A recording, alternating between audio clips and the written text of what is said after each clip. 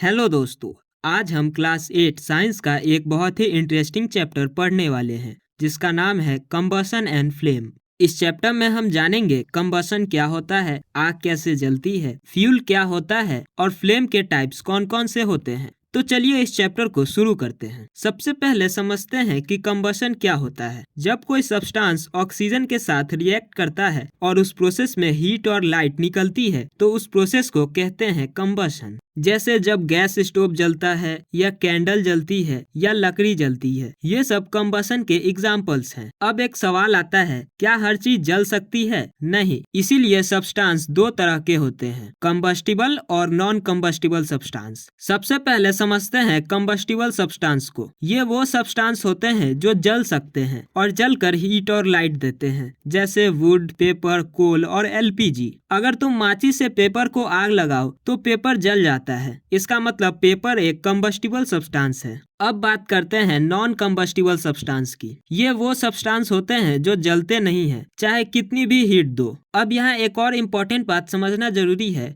हर चीज तुरंत नहीं जलती। उसके लिए चाहिए होता है एक मिनिमम टेम्परेचर। इस मिनिमम टेम्परेचर को कहते हैं इग्निशन टेम्परेचर। एग्जाम्पल से समझते हैं, पेपर का इग्निशन टेम्परेचर कम होता है, इसीलिए पेपर जल्दी जल जाता है। लेकिन लकड़ी का इग्निशन टेम्परेचर ज्यादा होता है, इसीलिए लकड़ी को जलने के लिए ज्यादा हीट और ज्यादा टाइम लगता है। इसी वजह से माचिस रूम टेम्परेचर पर खुद से नहीं जलती। जब माचिस को रगड़ते हैं तो हीट बनती है और जब उसका टेम्परेचर इग्निशन टेम्परेचर तक पहुंचता है तब माचिस जल उठती है। अब कंबसन के टाइप समझते हैं। सबसे पहला टाइप्स है रैपिड कंबसन। जब कोई सब्सटेंस जल्दी जल जाता है और तुरंत हीट और लाइट देता है, जैसे गैस स्टोव पर एलपीजी जलना, तो उसे कहते हैं रैपिड कंबसन। कभी कभी ऐसा भी होता है कि बिना आग लगाए कोई चीज खुद से जल जाती है, इसे कहते हैं स्पॉन्टेनियस कंबसन, जैसे कोल डस्ट में आग लग जाना या कुछ फॉरेस्ट फायर। और जब कंबसन बहुत ज्यादा फास्ट होता है, जोर की आवाज होती है, बहुत ज्यादा हीट और लाइट एक साथ निकलती है, तो उसे कहते हैं एक्सप्लोजन, जैसे फटाके फटना। अब आते हैं फ्लेम पर। जब कोई सब्सटेंस जलता है और वो वेपोरस या गैस बनाता है तो जो रोशनी दिखाई देती है उसे कहते हैं फ्लेम, जैसे कैंडल और गैस स्टोव फ्लेम बनाते हैं। फ्लेम के 3 पार्ट्स होते हैं। सबसे अंदर होता है डार्क जोन, यहाँ टेम्परेचर सबसे कम होता है। उसके बाद होता है ल्यूमिनस जोन, ये येलो कलर का होता है और यहाँ इनकम्प्लीट कंबसन होता है। सबसे बाहर होता है नॉन ल्यूमिनस जोन, ये ब्लू कलर का होता है और सबसे ज्यादा टेम्परेचर यहीं होता है। अब एक इंटरेस्टिंग एक्सपेरिमेंट समझते हैं। अगर हम पेपर कप में पानी भर के उसके नीचे कैंडल जलाएं तो पेपर कप जलता नहीं है, क्योंकि कप को मिलने वाली हीट पानी एब्जॉर्ब कर लेता है और पेपर का इग्निशन टेम्परेचर रीच नहीं होता।